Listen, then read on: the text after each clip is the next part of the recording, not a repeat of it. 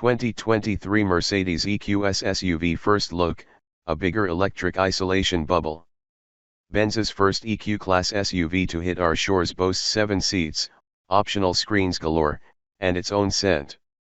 In March we rode shotgun in a heavily camouflaged 2023 Mercedes-Benz EQS SUV prototype. Now we've clapped our peepers on the production model's sheet metal in a studio, crawled around and under this burly beauty, and struggled to digest 62 pages of press bump. Here are the Cliff's Notes highlights. What is the Mercedes EQS SUV? A high-profile, boxier version of the EQS. This is an 8.4-inch taller 3-row SUV top hat perched atop the EQS hatchback sedan's rolling chassis. Taller seating allows the overall length to be bobbed by 5.5 inches, but you get the same exact battery pack and essentially the same motors and suspension. You also gain 11 cubic feet more cargo volume with the rear seats down, 74 versus 63. What the Mercedes EQS SUV is not. An electric GLS class. Mercedes-Benz is prioritizing efficiency über alles for its EQ sub-brand, which it sees as the more profitable, smaller battery, way to deliver the range that customers demand. Therefore, relative to the conventionally powered, similarly sized GLS, the EQS SUV sits on an entirely different platform, and its wheelbase is 3.0 inches longer, matching the EQS sedans, but the overall length is 3.2 inches shorter. With no giant engine under the hood, the A-pillars move forward, reclaiming some interior space. But in the name of minimizing frontal area, the bodywork also shrinks 2.8 inches in width and a significant 4.2 inches in height. Aero-sculpted. Dimensions are just the start. The greenhouse gets a more pronounced plan view taper, bow-tailing inward slightly toward the rear, and a smoother, more coupe-like roofline, plus an aero fence at the top and sides of the rear window glass to manage flow separation.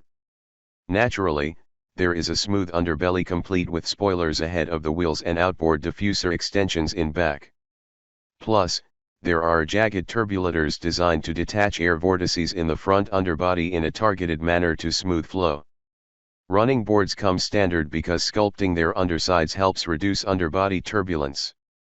And finally, the 21 and 22-inch wheels are aero-optimized, with some including aero blade cladding, and the geometry of the tire sidewalls was also defined by the aero team.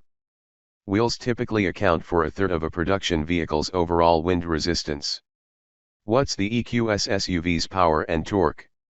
Additional seating and the larger body add 300 to 400 pounds to the EQS SUV relative to equivalent EQS 450 Plus or EQS 580 4MATIC sedans, so the power and torque of the otherwise similar rear or twin motors is increased to 355 HP/417 lb-ft, up 26 and 2, for the rear-drive EQS 450 Plus SUV, and to a combined 536 HP/633 lb-ft, up 20 and 2, for the EQS 580 4MATIC SUV. The SUV should end up close to the sedan's weight-to-power ratio, so we expect acceleration to 60 mph to trail the sedans by just a couple tenths, perhaps 3.9 to 5.6 seconds. What about the battery and charging?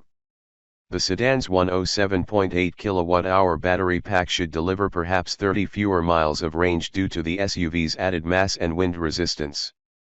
DC fast charging up to 200 kilowatts is possible, adding perhaps 180 miles in 15 minutes while you enjoy a programmed power nap.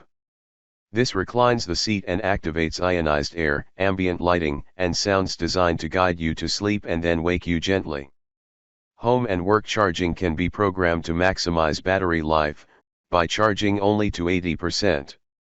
Using the Mercedes Me Charge network, 60,000 stations in the US and counting, means that even if you charge in coal-fired West Virginia, the company will purchase an equivalent amount of renewable energy to keep you driving guilt-free.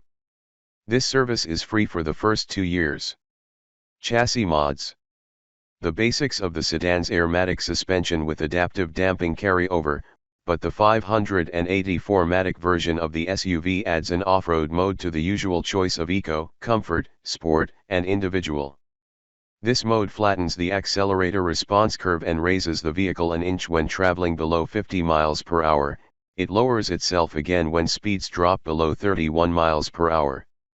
The slip thresholds for the anti-lock braking and traction control systems are increased, and ESP can be switched off in this mode when extra wheel slip is needed, as in deep sand. With ESP activated, the system pre-pressurizes a wheel brake when a rebound event is expected to induce wheel spin. All U.S-bound EQS SUVs will get rear wheel steering capable of turning up to 10 degrees. Turning the rear wheels opposite the fronts shrinks the turn circle from 39 to 36 feet at parking lot speeds. Turning them in phase with the fronts increases high-speed lane change stability.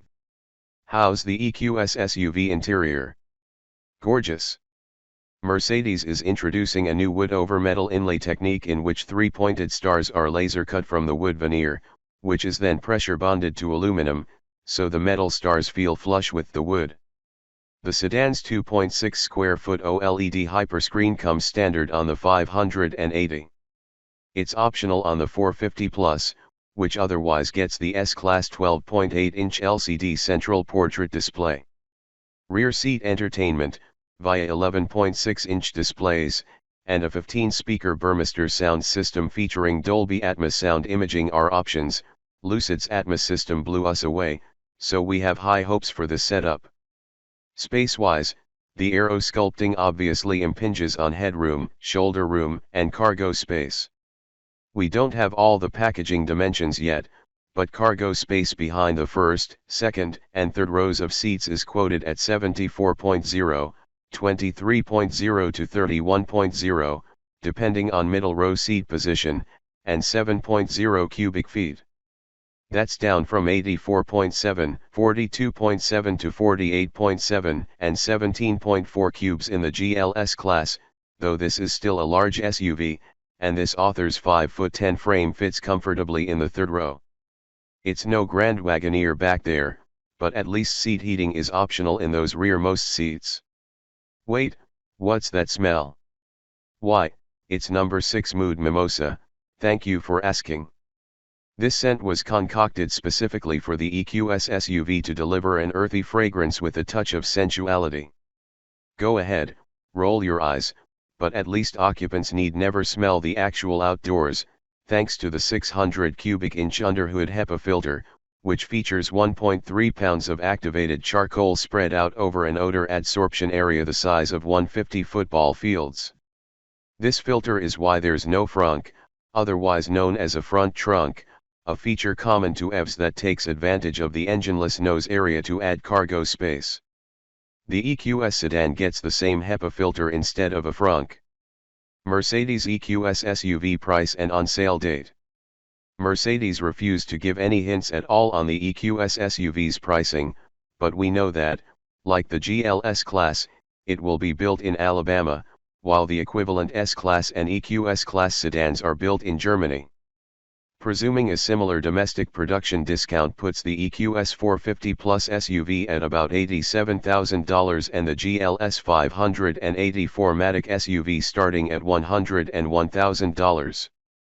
Both are set to go on sale in fall 2022.